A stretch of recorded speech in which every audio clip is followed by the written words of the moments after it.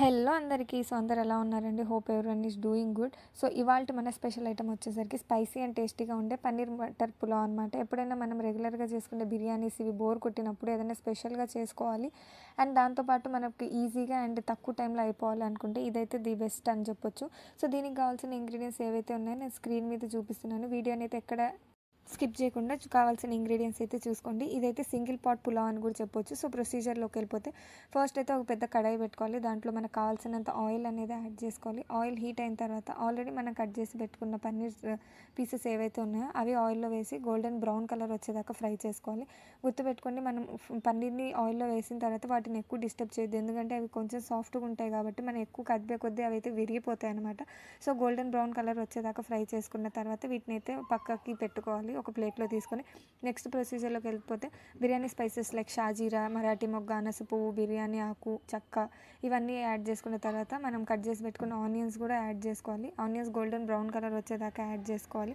ఇవి బాగా యాడ్ చేసుకుంటే మనకు దీంట్లో నుంచి మంచి అరోమా వస్తుంది. ఆ ఫ్లేవర్ మనం యాడ్ చేసే రైస్కి కూడా వస్తుంది అనమాట. దాని తర్వాత 2 to 3 టేబుల్ స్పూన్స్ ఆఫ్ అల్లం వెల్లుల్లి పేస్ట్ యాడ్ చేసుకోవాలి. అండ్ దాంతోపాటు పచ్చిమిరపకాయల పేస్ట్ అనమాట. దీంట్లో మనమైతే ఎర్రకారం వాడట్లేదు, అందుకే పచ్చిమిరపకాయల paste. And next chilli flakes కూడా యాడ్ చేసుకొని వీటిని ఫ్రై చేసుకోవాలి.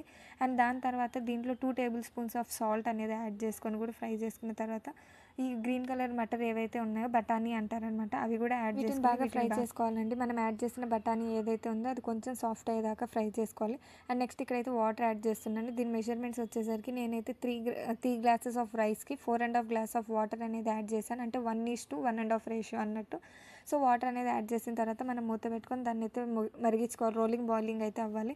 సో ఈ స్టేజ్లో వచ్చిన తర్వాత మనం ఆల్రెడీ నానబెట్టుకున్న రైస్ ఏవైతే ఉన్నాయో అవి కూడా దీంట్లో యాడ్ చేసుకోవాలి. యాడ్ చేసుకొని ఒకసారి మొత్తం కలుపుకోవాలి.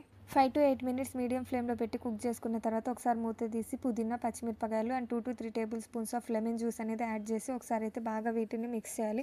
ఇప్పుడైతే మనం ఫ్లేమ్ని అడ్జస్ట్ చేసుకోవాలండి. 10 to 12 మినిట్స్ దాకా అయితే దీన్ని లో ఫ్లేమ్లో సిమ్లో పెట్టి కుక్ చేసుకోవాలి.